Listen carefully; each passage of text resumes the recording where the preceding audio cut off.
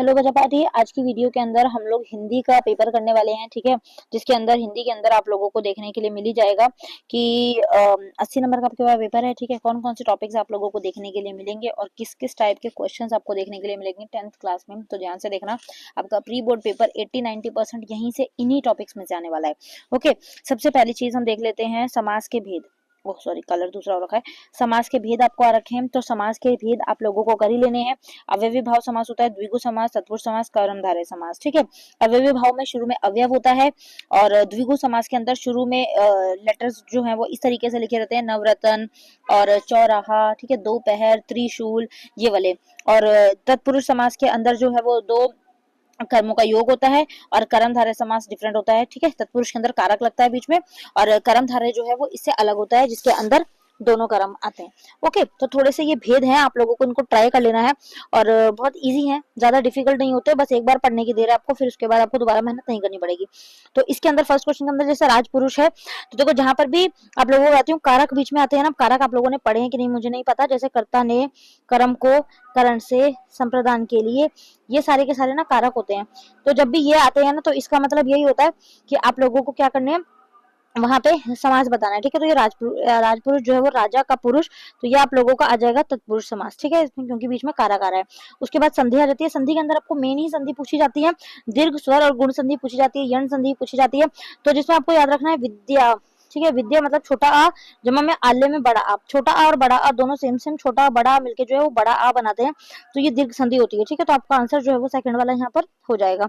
Okay, पर्यायवाची शब्द बताने ये बहुत इजी है। रात्रि का रात होता है, निशा होता है, ये सारे रात के पर्यायवाची हैं। विलोम शब्द छांटना है आपको, तो यहाँ पर अत्यधिक, अत्यधिक सॉरी, कोमल, कोमल का मतलब बहुत सॉफ्ट, तो इसका विलोम शब्द जो है वो कठोर हो जाएगा, ठीक है।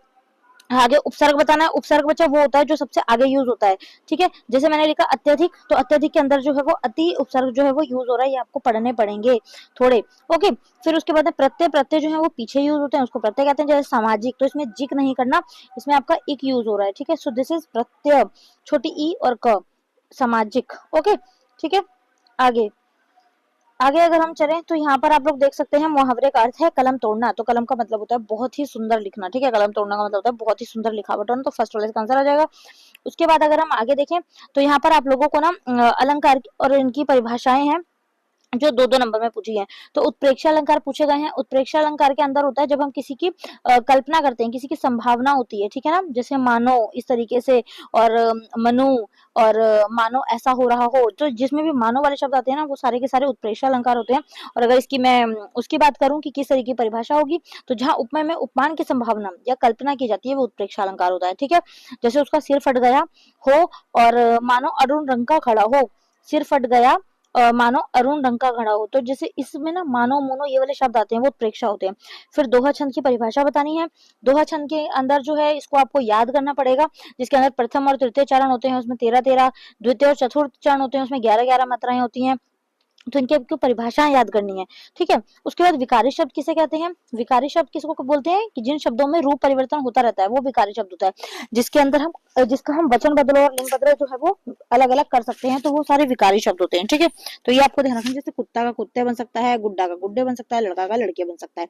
ओके, तो वो विकारी शब्द कहलाएंगे।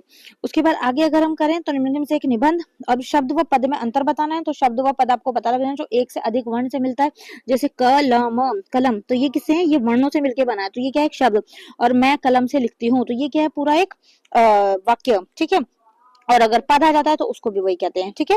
ओके, उसके बाद में आगे अगर हम बात करें निबंध लिखना, तो ये फ्री के नंबर दिलवाता है आपको, तो निबंध की प्रैक्टिस आप लोगों को कर लेनी है। देखो यहाँ पर 5 निबंध के टॉपिक हैं, तो ये पांचों को भी आपको लिखना आना चाहिए, तो इनको फटाफट से प्रिपेयर कर लो, ठीक है। जुर्माना माफी के लिए या फिर उस पर पत्र आ जाता है, तो जुर्माना माफी और इस पर पत्र आप लोगों को प्रैक्टिस कर लेनी है। मुख्य अध्यापिका को पत्र लिखना है, ठीक है, और जिसमें आपको ना नंबर बराबर तरीके से दिए जाएंगे। ओके, उसके बाद जन्मदिन की शुभकामना के लिए छोटे भाई को पत्र या फिर जुर्माना माफी के लिए पत्र, तो ये दो पत्र आपको बहुत अच्छे से करने हैं। इनमें से क्वेश्चन आपको देखने को मिलेगा पेपर के अंदर। फिर उसके बाद क्षितिज के क्वेश्चन आंसर आ गए, जिसके अंदर आप लोग देख सकते हैं सूरदास के आराध्य कौन है, तो सूरदास किनको मानते हैं? वो श्री कृष्ण को मानते हैं। राम लक्ष्मण परशुराम संवाद जो है वो रामचरितमानस के कौन से कांड से लिया गया है? वो बाल कांड से लिया गया है, ठीक है। तो इसका आंसर जो है वो फर्स्ट वाला हो जाएगा। आगे अगर हम बात करें, कवि ने अपनी आत्मकथा को कैसा बताया है, तो कवि ने अपना आत्मकथा को कैसा बताया है, भोली बताया हुआ है, ठीक है। अगर आप लोगों ने ये सारी पोएमें पढ़ी हैं, इनके क्वेश्चंस थोड़े से प्रैक्टिस कर लेना। उत्साह कविता में निदाहा का क्या अर्थ होता है, तो उसका मतलब होता है गर्मी, ओके।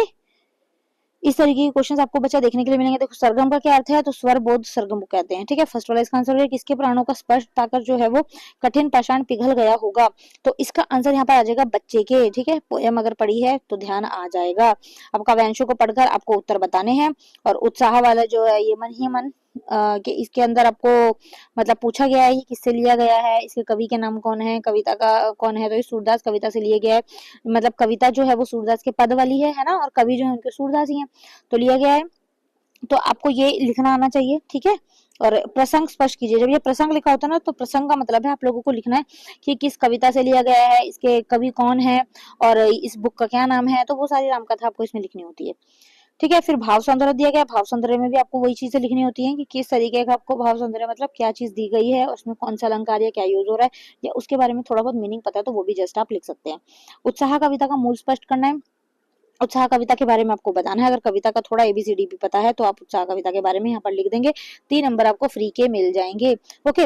उद्धव द्वारा दिए गए संदेश ने गोपियों की विरह अग्नि में घी का काम कैसे किया है, तो ये क्वेश्चन, ये चैप्टर बहुत इंटरेस्टिंग है, हमारे टाइम से चला आ रहा है, इसको आपको लर्न करना पड़ेगा।